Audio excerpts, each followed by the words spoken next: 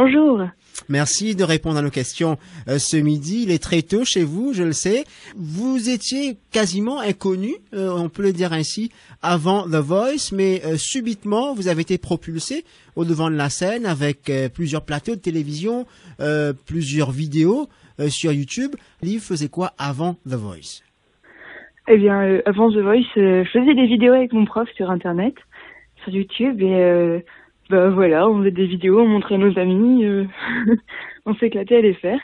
Et au final, c'est quand ces vidéos-là, elles nous ont servi à nous inscrire sur The Voice, une fois qu'on arrive sur le plateau, on se fait connaître, c'est sûr, donc on continue les vidéos, mais c'est sûr qu'il y a beaucoup de choses qui rentrent en jeu. Vous avez été approché par la prod ou de vous-même, donc vous avez envoyé votre candidature pour The Voice? J'ai envoyé ma candidature à The Voice et ma voix normale n'a pas été retenue. Peut-être que j'étais pas prête, pas préparée à ça. Par contre, quand ils ont vu que je savais faire autre chose avec ma voix, ils m'ont dit c'est génial, et moi je leur ai proposé de venir sur le plateau en faisant ces deux voix-là. Que vous attendiez peut-être que les 4 coachs se retournent pour vous lors de cette prestation, ou c'était convenu que ils n'allaient pas buzzer? Rien n'était calculé, donc je pense que je suis arrivée derrière les 4 jurys sans me dire oh ils vont pas se retourner, ou ouais ils vont se retourner, je le sens. Non, je m'étais pas fait d'a priori, pas de faux espoirs, pas d'histoire dans ma tête, donc je suis arrivée comme ça. J'ai vécu chaque seconde un moment très intense, et qu'il se retourne ou pas, je veux pas dire que ça m'était égal, c'est faux, mais au final c'est très bien aussi comme ça. Ça s'explique pas, je pense que ils ont parlé d'originalité dans The Voice, si on n'avait pas vu, c'est vrai que ça n'a jamais été fait, donc je crois que je suis la première à avoir essayé un truc comme ça. J'ai osé, et puis je pense que c'est ça que les gens ont apprécié, c'est que je reste moi-même et que j'ose malgré tout, sachant que ça peut me porter préjudice de chanter ainsi. Les gens apprécient, les gens peut-être apprécient moins le choix du jury de ne pas avoir buzzé au moment où il fallait. Oui, j'ai eu des retours comme quoi beaucoup de personnes étaient déçues que le jury ne se retourne pas. Est-ce qu'il y a une possibilité qu'on vous repêche? Il y a une possibilité à mon avis, mais sincèrement, je ne pense pas.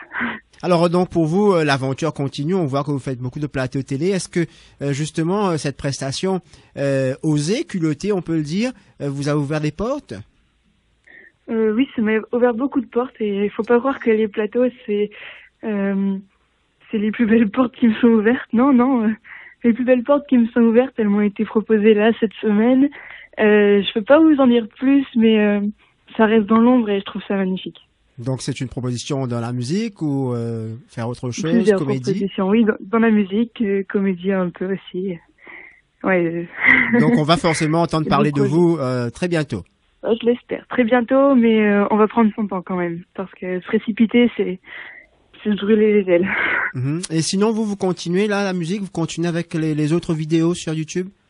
Bien sûr, avec mon professeur Carlos Depino, toujours.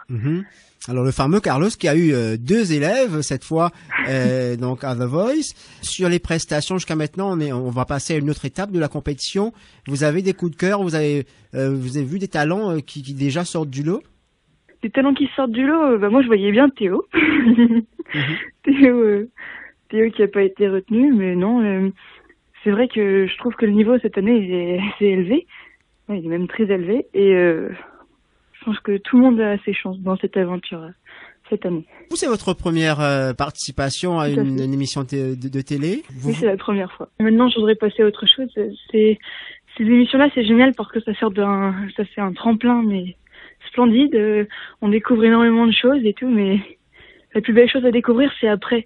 Et revenir sur un plateau en essayant de gagner un concours ou une émission, je sais pas, c'est pas ce qui me tenterait aujourd'hui. Et sinon, si vous avez un message, vos fans, parce que vous en avez beaucoup ici à l'île Maurice, je peux vous dire un petit message pour eux. J'ai vu qu'il y avait beaucoup de musiciens à l'île Maurice, d'après ce que Théo nous a rapporté, et des surfeurs, donc un message, merci de me suivre, et bonne continuation à tous, tout le monde a ses chances, et un gros bisou à Théo et toute la famille. Merci beaucoup, Liv, et bonne continuation à vous. On espère vous entendre très bientôt et surtout vous suivre dans ce que vous allez entreprendre très vite. Merci encore. Merci beaucoup. Merci énormément. Au revoir.